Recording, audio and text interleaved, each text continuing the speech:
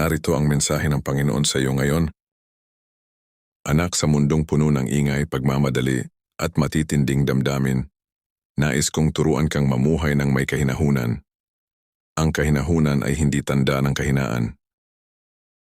Ito ay tanda ng pusong nagtitiwala sa akin at may lakas na pigilan ng galit, magpakita ng pag-unawa at piliing magmahal kahit mahirap.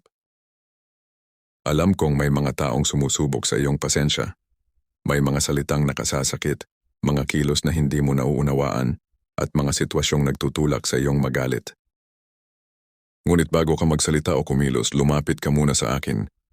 Hayaan mong ang aking kapayapaan ang mamuno sa iyong puso upang ang iyong mga salita ay maging daan ng pagpapagaling at hindi ng pananakit. Anak, ang taong may kahinahunan ay hindi agad nadadala ng emosyon. Marunong siyang makinig bago magsalita, umunawa bago humusga, at manalangin bago magpasya. Kapag pinili mong maging mahinahon, binibigyan mo ako ng pagkakataong kumilos sa mga sitwasyong hindi mo kayang ayusin sa sarili mong lakas. Huwag mong isipin na kailangan mong patunayan ang iyong sarili sa bawat pagtatalo. May mga laban na mas mabuting ipaubaya sa akin.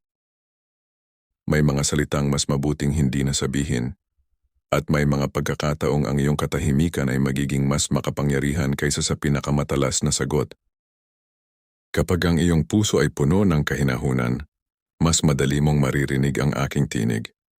Mas magiging malinaw ang direksyong nais kong ipakita sa iyo.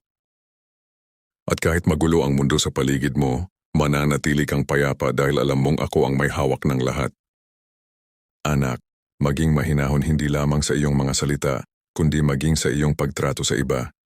Magpakita ng kabaitan sa mga pagod, pag-unawa sa mga nasasaktan, at awa sa mga nagkamali.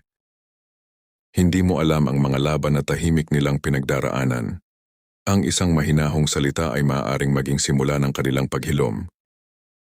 Darating ang mga araw na susubukin ang iyong puso.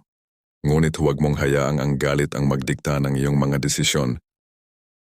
Piliin mong maging mahinahon sapagkat sa kahinahunan ay may karunungan, sa kahinahunan ay may kapayapaan, at sa kahinahunan ay masasalamin ng aking pag-ibig.